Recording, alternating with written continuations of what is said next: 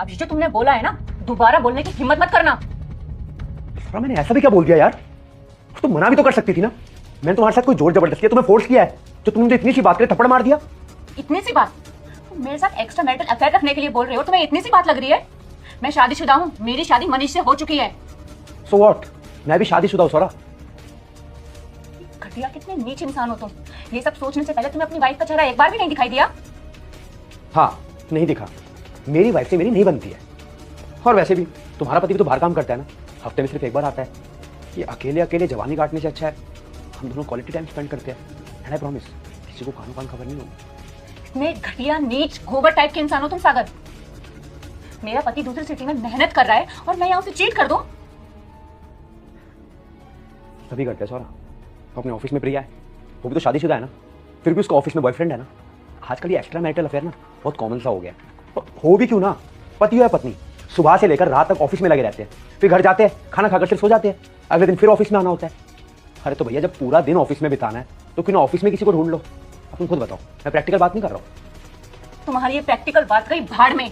दुनिया क्या कर रही है क्या नहीं कर रही मुझे उससे कोई मतलब नहीं है। मेरी शादी हो चुकी है, मनीष मेरा हस्बैंड और वही मेरा सब कुछ है। मेरे दिमाग की नसों से लेकर मेरे हाथों की रगों में सिर्फ और सिर्फ मनीष है। भले ही फिजिकली वो मेरे साथ नहीं रहता, लेकिन मेंटली हर दम हर वक्त वो मेरे साथ रहता है। शादी के 7 वचन लेके फेरे लिए उसने मेरे साथ, और उन पवित्र फेरों पर दुनिया की गंदगी नहीं आने दूंगी मैं। तुम्हें जिसके साथ एक्स्ट्रा मैरिटल अफेयर चलाना है चलाओ, I don't give a dam. लेकिन आज के बाद मुझसे एक गंदी बात दोबारा मत करना, वरना एचआर से तुम्हारी शिकायत करूंगी। साथ ही साथ तुम पे मीटू का केस भी डलवाऊंगी मैं।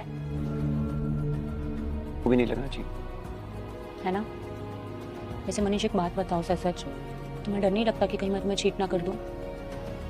नहीं, कभी नहीं, क्योंकि मुझे तुम पे अपने आप से ज़्यादा भरोसा हो रहा है। और लोग किसी को चीट मजबूरी में नहीं करते, because cheating is always a choice. जिसकी फितरत में धोखा देना है ना सोरा, उसके लिए तुम कितना भी कर लो, उसे कितनी भी बंदिश में रख लो, एक ना एक दिन वो धोखा जरूर देगा। और जिसके खून में लॉयल्टी होती है, तुम उसे फ्रीडम दो या ना दो, लेकिन उसकी लॉयल्टी कभी कम नहीं होती, वो हमेशा ही लॉयल रहता है। Actually Manish, you are right.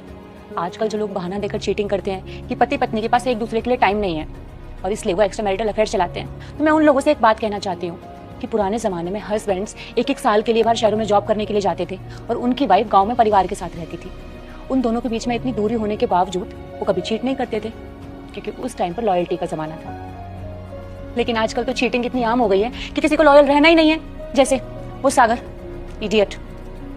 कोई बात नहीं, तुम अपना मूड खराब मत करो। अभी बताओ खाने में क्या बना? तुम्हारी फेवरेट पालक पनीर की सब्जी। सीरियसली? हाँ, मैं खाना लगा कर लाती हूँ। ठीक है। क्या इस वीडियो से आपको कुछ नया सीखने को मिला?